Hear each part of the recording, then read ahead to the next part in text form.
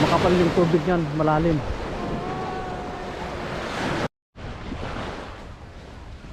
Yan mga kahuso, nasa gubot na kami oh. Yan. Oh, mga isno sa dinadaanan namin. Yan oh. Yan. Punta kami dun sa maliit na lake. Titignan namin kung frozen.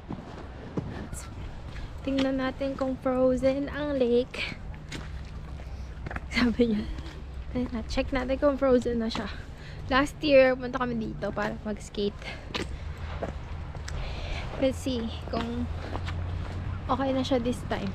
Because hindi pa masyadong nag-negative degrees. Medyo maulan pa and mas snow. Like what you can see there. It's not totally frozen yet. So, we'll see. Let's check out if okay na siya. Kung hindi, balik tayo next week.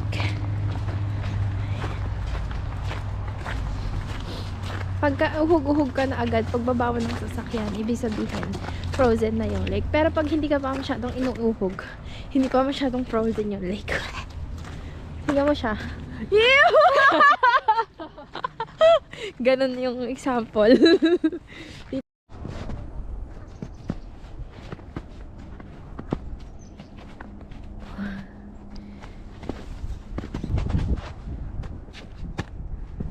Ay, malambot pa.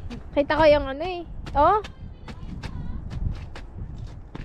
Malambot pa pa. Kumaalog pa eh.